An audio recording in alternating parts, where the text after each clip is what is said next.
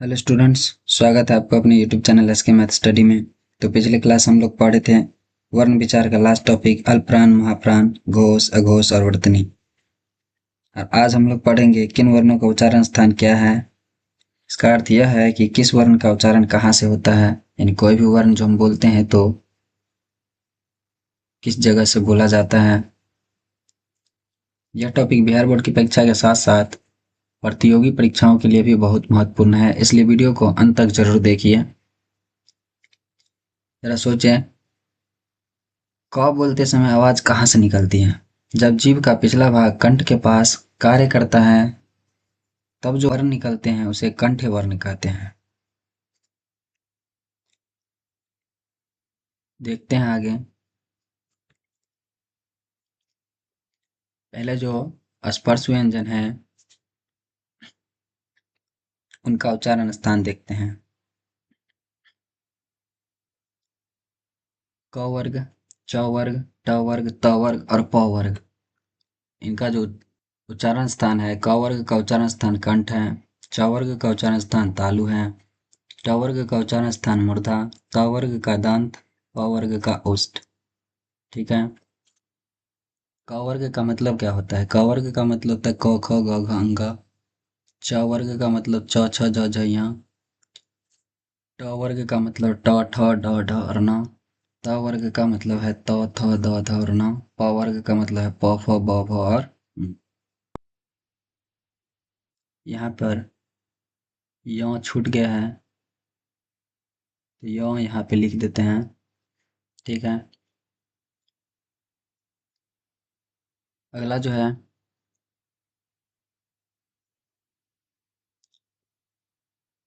अगला जो है ओ आ का देखते हैं। अ और आ का उच्चारण स्थान देखते हैं कहाँ है। अ और आ का उच्चारण स्थान जो है कंठ है। हर्षी और दीर्घी का जो उच्चारण स्थान है वो तालु है। हर्षु और दुर्गु का उच्चारण स्थान है वो ओष्ठ है। इसमें था कंठ, तालु, मूर्धा, दंत और ओष्ठ। इसमें याद रखना है, पहला वाला जो है कंठ उच्चारण स्थान, उससे अ और आ का उच्चारण होगा। दूसरा वाला जो है तालु, उससे हर्षी और दीर्घी का। तीसरा और चौथा से अ आ में किसी का नहीं। पांचवा जो है ओष्ठ, उससे हर्षु और दुर्गु का दो दो करके बांट देना है। कंठ से अ आ, तालु से हर्षी दीर्घी और ओष्ठ से हर्षु दीर्घ। ठीक है। और अगला जो है वो है री। री का उच्चारण स्थान है मूर्धा। दंत से किसी का नहीं ओ आ में। अगला जो पढ़ने वाले हैं, यारा में से य और तालम स। य और तालम स का जो उच्चारण स्थान है वो तालु। र और मूर्धन स का जो उच्चारण स्थान वो है मूर्धा। ल और दंत स का जो उच्चारण स्थान है वो है दंत। इसको हम याद रखेंगे कैसे? आसान है। तालब्य स, तालब्य स का तालब्य, तालब्य का मतलब तालु। ठीक है। इसी तरह से मूर्धन स, मूर्धा, मूर्धन स यानी मूर्धा। दंत स बोलने से ही पता चलता है दंत स यानी दंत से। ठीक है। इस तरह से हम स का याद रख सकते हैं। तालम स का तालु, मूर्धन स का मूर्धा और दंत स का दंत। अब य का कैसे याद रहेगा? तो देखिए, ये तालम स यानी ये सबसे पहले आने वाला स, और ये दूसरा नंबर में, ये एक नंबर में आने वाला स, ये दो नंबर में आने वाला स और ये तीन नंबर में आने वाला स। इसी तरह से हम याद रखेंगे ये य और ल का पहला अक्षर, ये दूसरा अक्षर और ये तीसरा अक्षर। पहला स के साथ पहला अक्षर, दूसरा स के साथ दूसरा अक्षर, तीसरा स के साथ तीसरा अक्षर। ठीक है। इस तरह से याद रख सकते हैं। तो इससे याद ये भी हो जाएगा कि य का उच्चारण स्थान तालु, र का मूर्धा और ल का दंत। ठीक है। अगला जो इसमें बच गया वो है ह। जो बच गया उसका कंठ, जो इसमें बच गया उसका कंठ। व जो है, व का उच्चारण स्थान एक से अधिक है, इसलिए उसको आगे बताएंगे। ठीक है, तो अगला जो पढ़ने वाले हैं वही, तो सबसे पहले देखते हैं ए आई में आ जाते हैं। ए आई में जो है ए और आई का उच्चारण स्थान जो है, ए और आई का जो उच्चारण स्थान है कंठ और तालु।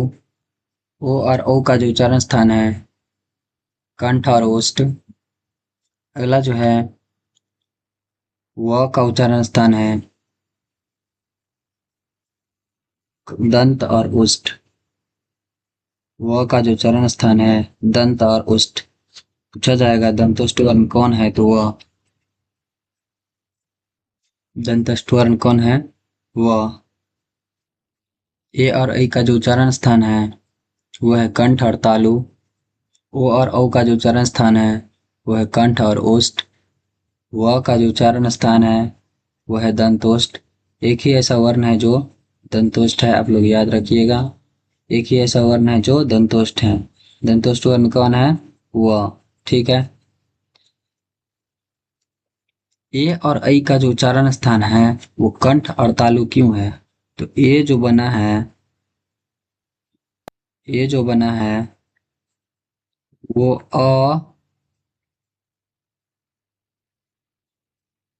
अ प्लस हर्षी से। ये जो बना है वो अ प्लस हर्षी से। ऐ जो बना है वो अ प्लस दीर्घी से। ऐ जो बना है वो है अ प्लस दीर्घी से।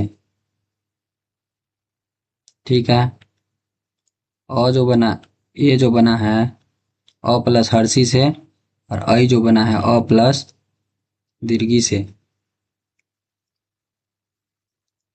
अ का उच्चारण स्थान है कंठ, हर्षी का उच्चारण स्थान है तालु, इसलिए ए का जो उच्चारण स्थान है वो है कंठ तालु।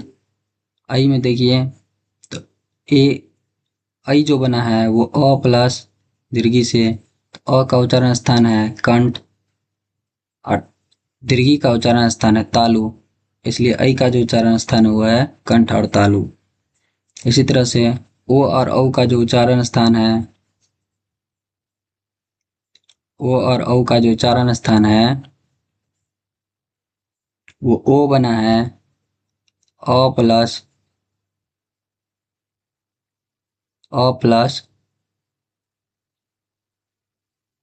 हर्षु से। ठीक है, और औ जो बना है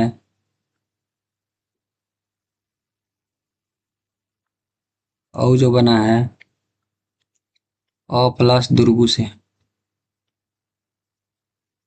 औ जो बना है अ प्लस दुर्गु से। ठीक है, तो अ का जो उच्चारण स्थान है वह है कंठ, और हर्षु का जो उच्चारण स्थान है वो है ओष्ठ। अ का जो उच्चारण स्थान है कंठ, दुर्गु का उच्चारण स्थान ओष्ठ, इसलिए ओ और औ का जो उच्चारण स्थान है वो है कंठ और ओष्ठ। ठीक है, अगला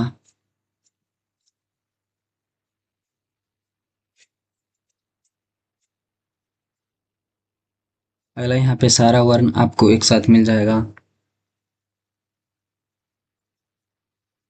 यहाँ पे कंठ से जो बोले जाने वाले वर्ण हैं एक साथ याद रख सकते हैं, अ आ कवर्ग ह और विसर्ग। ठीक है, कंठ से जो बोले जाने वाले वर्ण है वो है अ आ कवर्ग ह और विसर्ग। जो वर्ण कंठ से बोले जाते हैं उसको कंठ कहते हैं, इसके बारे में हम बताएंगे, पहले इसको देख लेते हैं। तालु से जो बोले जाने वाले वर्ण हैं वो है हर्षी, दीर्घी, च वर्ग, य और तालम स। ठीक है, एक साथ याद रख सकते हैं। मूर्धा से जो बोले जाने वाले वर्ण हैं वो है री, ट वर्ग, र और मूर्धन स। ठीक है, दंत से जो बोले जाने वाले वर्ण हैं वह है त वर्ग, ल और दंत स। ठीक है, ओष्ठ से जो बोले जाने वाले वर्ण हैं वह है हर्षु, दुर्गु और प वर्ग। नासिका से जो बोले जाने वाले वर्ण हैं, प्रत्येक वर्ग का पांचवा अक्षर ट वर्ग, च वर्ग, क वर्ग, त वर्ग और प वर्ग अंग, य, न, और म।